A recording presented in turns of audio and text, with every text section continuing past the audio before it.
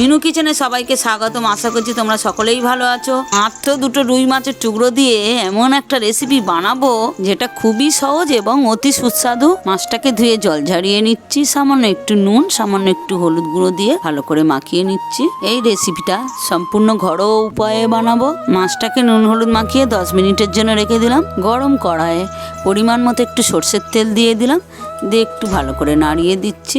যে মাছগুলো নুন হলুদ মেখে রেখেছি ভেজে নিচ্ছি। কালকে রাতে বৃষ্টিটা হয়ে পরিবেশটা অনেকটা ঠান্ডাই হয়েছে। রুই মাছটাকে হালকা লাল করে ভেজে তুলে নিলাম। মাছ ভাজা তেলটার ওপরে একটা বড় পেঁয়াজ কুচিয়ে রেখেছিলাম, ভেজে নিচ্ছি। প্লিজ ভিডিওটা তোমরা সম্পূর্ণ দেখো, এই রেসিপিটা তোমাদের অনেক ভালো লাগবে। পেঁয়াজটা হালকা লাল লাল ভাজা হয়ে এসছে। সামান্য একটু রসুন বাটা, অল্প একটু আদা বাটা আর একটা টমেটো ঘষে রেখেছিলাম দিয়ে দিলাম, দিয়ে একটু ভালো করে ভেজে নিচ্ছি। তোমরা ভিডিওটা কোথা থেকে দেখছো অবশ্যই কমেন্টে জানিও। একটা বড় সাইজের পেঁয়াজ বাটা দিয়ে দিলাম, আবার একটু ভালো করে ভেজে নিচ্ছি। সামান্য পরিমাণ মতো একটু নুন দিয়ে দিলাম, একটু নেড়ে দিচ্ছি যাতে নুনটা সমস্ত মশলার সাথে ভালো মতো মিশে যায়। অল্প একটু হলুদ গুঁড়ো, অল্প একটু গুঁড়ো লঙ্কা, অল্প একটু জিরের গুঁড়ো, অল্প একটু ধনে গুঁড়ো দিয়ে একটু ভাজা ভাজা করে নিচ্ছি। এই রেসিপির মেন হলো মশলা। লক্ষ্য রাখতে হবে মশলাটা যাতে না পুড়ে যায়।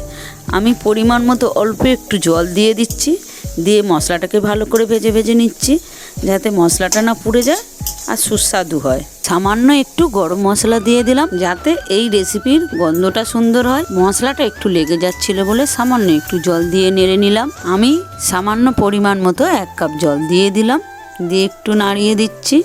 চেষ্টা করবে অল্প জল দেওয়ার। যে মাছ দুটো ভেজে রেখেছিলাম দিয়ে দিলাম। তোমাদের একটা লাইক কমেন্ট আমার নতুন ভিডিও বানাতে অনেক হেল্প করে।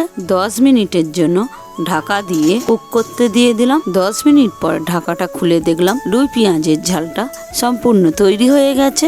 আশা করি তোমাদের এই রেসিপিটা অনেক ভালো লেগেছে। গ্যাসটাকে বন্ধ করে দিলাম। এই রেসিপিটা খেতে যেমন সুস্বাদু, বানানোটা ততটাই সহজ। নতুন রেসিপি পাওয়ার জন্য চ্যানেলটাকে অবশ্যই সাবস্ক্রাইব করুন, বেলটা অন করতে ভুলো না কিন্তু। সবাই ভালো থেকো।